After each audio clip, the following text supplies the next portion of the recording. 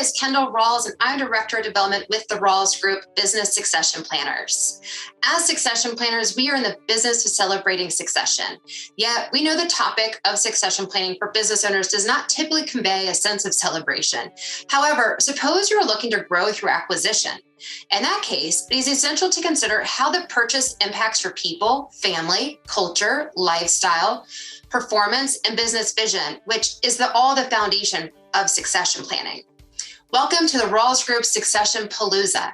What better way to celebrate succession planning than to talk about the growth in the business? Listen to this discussion with our own Loyd Rawls, Gavin with Bernstein Private Wealth Management, and Michael Rosendahl with PCE to hear how you can get your business ready for acquisition and establish a strong succession planning foundation.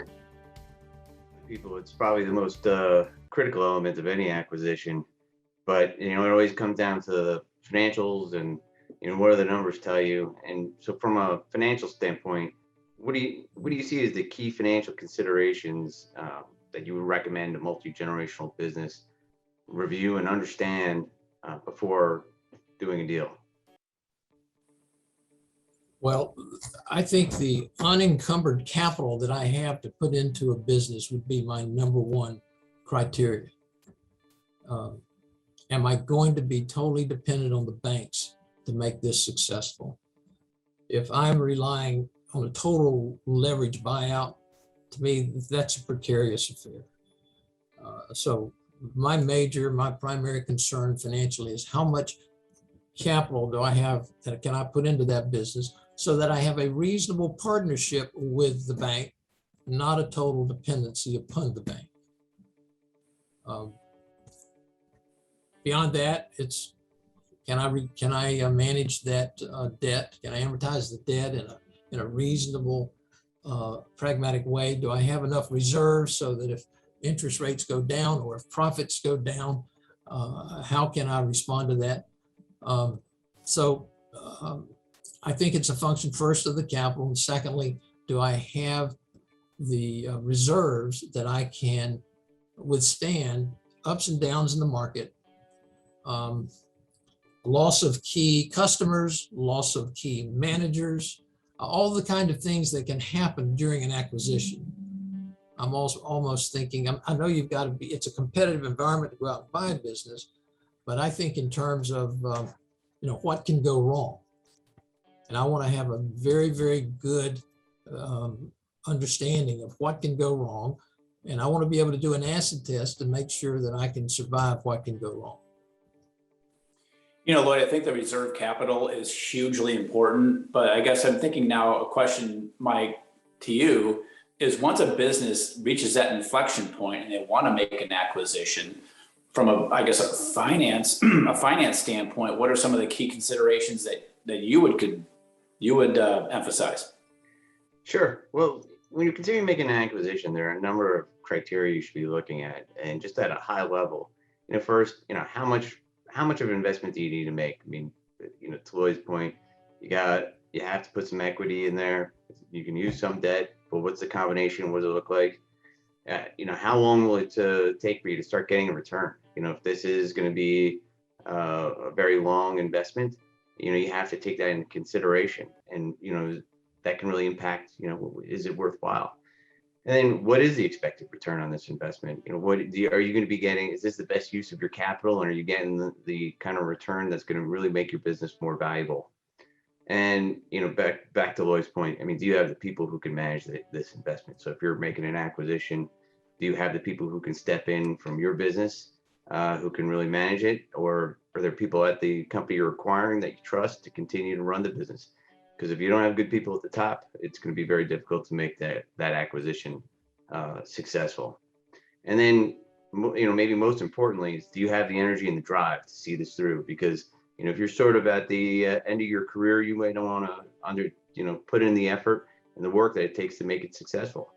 And if that's not the case, then it might not be the best move for you. And I'd say if you're answering no to a lot of those questions that I just went through, it's probably the time to sell, because if you're not going to be growing, you need to put the business in the hands of someone who can help it grow. and really get the most value out of it today. Because when buyers see a company that's stagnating, it can have an impact on value. So Mike, if I'm a business owner and I'm thinking about selling, what's the timeline between when I make my decision and typically when I could expect to have a closing? Assuming that my business is reasonably attractive, that there are known buyers for my business. Sure. There's no buyers for your business today, and you're looking to make an acquisition. What's the timeline? It's usually we say it's probably about going to take 1 to 3 years between buying something and selling something, because you need to integrate the business, and that you need to integrate successfully, and that takes time. You got to realize the cost savings that you planned on getting when you thought you were going to acquire the business, that you would realize. You need to implement that growth plan. It's what's that incremental sales benefit that you're going to get, not just adding their revenue to yours, but there needs to be some way that you're going to take the sum of both your operations and make it an even larger revenue generating business. And how long it takes you to be successful with that is really going to impact when to sell, when you should sell after making an acquisition.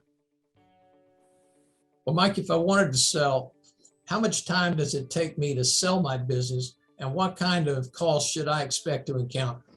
Sure. So if you want to sell your business, from the day you hire someone, it usually takes 6 to 9 months. 6 would be a very fast process. 9 months would be probably more towards normal.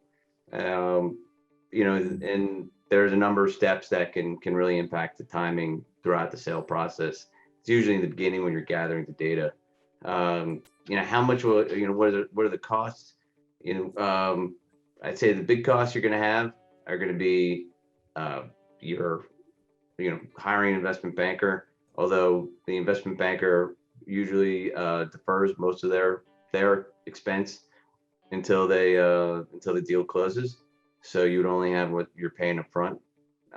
You'd have the legal costs, which would vary depending on the size and the complexity of your business. And then you probably would need to get some accounting help to help you get you prepared and get through the accounting due diligence when they do a quality of earnings review. And those are the 3 really big areas, and sometimes there are other costs that go along with it.